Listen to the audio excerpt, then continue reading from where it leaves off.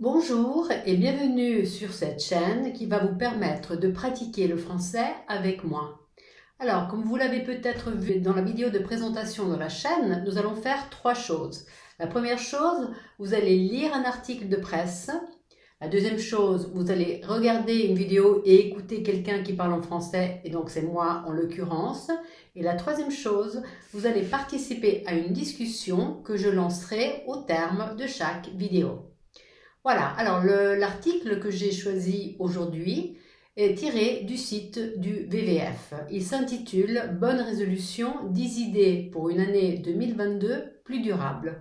Alors la première chose que je vous suggère de faire est de lire l'article en cliquant sur le lien qui se trouve en dessous de la vidéo. Ensuite, quand vous aurez lu l'article, vous pourrez retourner à la vidéo. Voilà, donc ici, il s'agit d'un article qui nous présente 10 résolutions durables pour l'année 2022.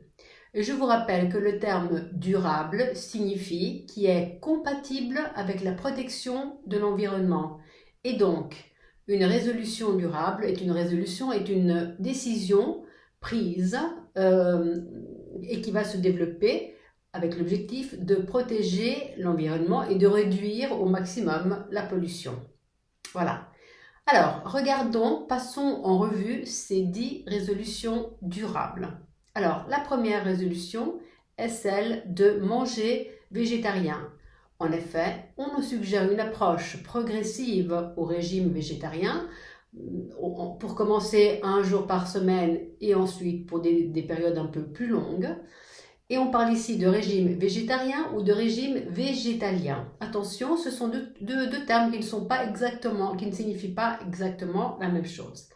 Alors, le régime végétarien est un régime qui exclut la consommation de viande et la consommation de poisson, mais qui admet de manger des œufs, des produits laitiers, du miel et donc autre chose qui dérive du monde animal. Le régime végétalien, en revanche, est un peu plus strict dans la mesure où il exclut non seulement la viande et le poisson, mais également les produits laitiers, les œufs, le miel, bref, tout ce qui dérive du monde animal. Voilà pour la première résolution. Résolution numéro 2, bouger pour protéger le climat. En effet, ici, pour des distances relativement courtes, on nous suggère de nous déplacer à pied. Pour des distances qui sont un peu plus longues, on nous suggère de nous déplacer à vélo. De cette manière, on peut non seulement faire de l'exercice physique, ce qui est bien pour nous-mêmes, pour chaque personne, mais également réduire les émissions de CO2. Ici, on utilise l'expression faire d'une pierre deux coups, qui signifie obtenir deux objectifs à la fois. Et dans le cas précis, si on se déplace à vélo, on a deux objectifs. On a celui de réduire les émissions en CO2 et celui de faire de l'exercice physique.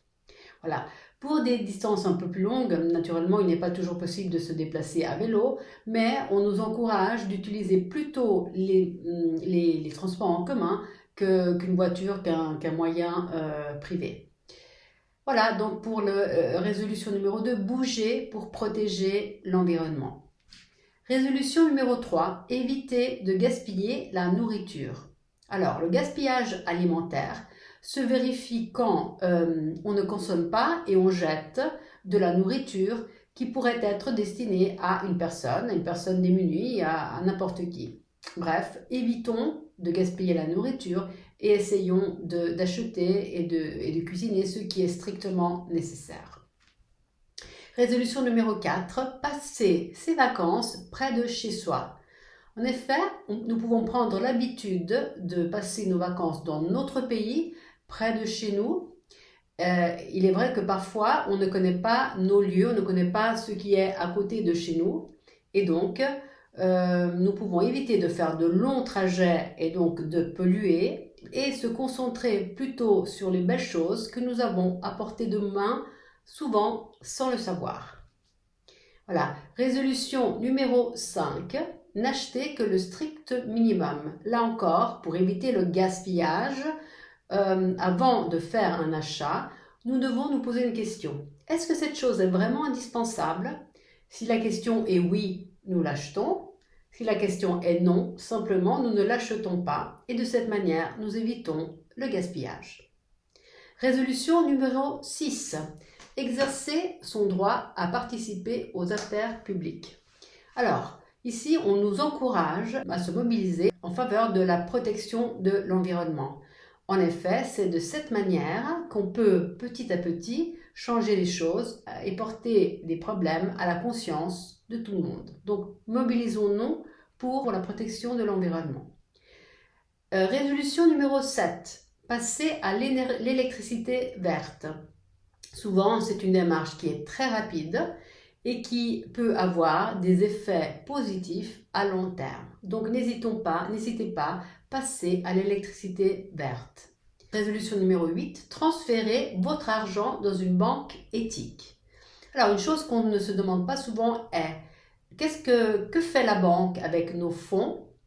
Il faudrait essayer de comprendre et de se renseigner sur ce que fait la banque avec nos fonds et dans quelle mesure elle investit dans le durable. Et donc, après avoir recueilli ces informations, on peut éventuellement choisir une banque plus orientée vers le développement durable. Résolution numéro 9. Aborder une stratégie de durabilité avec sa caisse de pension. Alors ça, cette résolution est plutôt pour les personnes qui habitent en Suisse. En effet, il faudrait s'interroger sur ses propres caisses de pension pour savoir si les fonds de prévoyance sont investis de manière durable, un peu comme pour la banque, pour la question de la banque. Voilà, et enfin, 10e résolution numéro 10, remplacer le chauffage au mazout et au gaz. En effet, le chauffage au mazout et au gaz, c'est un type de chauffage qui génère énormément d'émissions de CO2, qui est ce qu'il faut éviter. Et donc, on devrait opter pour des solutions d'énergie renouvelable alternatives qui sont même à long terme plus économiques. Outre, bien entendu, à être plus positives et moins nuisibles à l'environnement. Donc voilà la liste des 10 résolutions durables proposées par cet article tiré du site du WWF. Voilà, alors j'ai choisi cet article parce que je l'ai trouvé assez intéressant et parce que je pense qu'il est indispensable pour chacun de nous d'agir et d'avoir un comportement qui tienne compte de la santé de la planète. Sans vouloir être ni moraliste et ni extrémiste, je pense qu'il y a encore beaucoup à faire à échelle mondiale. Et je sais aussi, je suis bien consciente du fait que c'est souvent difficile et même parfois impossible de changer son style de vie. Souvent parce que nous ne sommes pas vraiment disposés à renoncer à notre confort. Toutefois, je pense que ces résolutions sont quand même assez possibles, ne sont pas vraiment difficiles à prendre.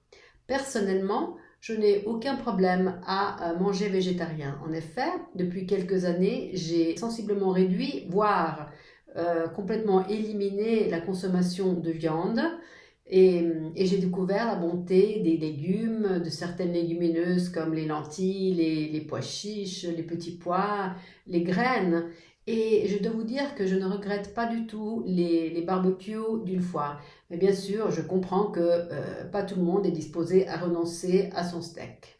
Puis, j'évite aussi le plus possible le gaspillage. J'essaye d'acheter ce qui est strictement nécessaire, non seulement concernant la nourriture, mais dans tous les domaines. Et j'essaye aussi, avec quelques difficultés, je dois l'admettre, de le faire comprendre à mes enfants. Je suis également d'accord avec l'idée de voyager près de chez soi.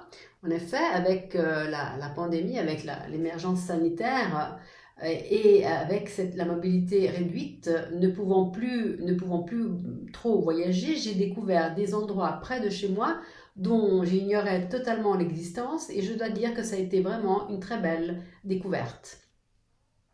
Voilà, donc je vous ai paraphrasé et expliqué un peu cet article. J'ai aussi partagé avec vous un peu mes idées. Maintenant, je vais lancer la fameuse discussion et je vais vous poser des questions et je vous invite à répondre dans les commentaires au bas de la vidéo. Alors voilà, je vous demande, qu'est-ce que vous pensez de ces 10 résolutions? Première question. Qu'est-ce que vous seriez disposé à faire pour pour un développement durable? À quoi seriez-vous disposé à renoncer? Ou au contraire, est-ce qu'il y a une de ces résolutions que vous ne pourriez pas prendre? En d'autres termes, à quoi ne pouvez-vous pas renoncer? Et dernière question, est-ce qu'il y a d'autres résolutions qui ne sont pas citées ici et que vous voudriez proposer? Voilà, alors je vous attends nombreux dans cette discussion. Je vous invite à répondre dans les commentaires. Je participerai également à cette discussion. Et en attendant de vous lire, je vous salue et vous dis à très bientôt.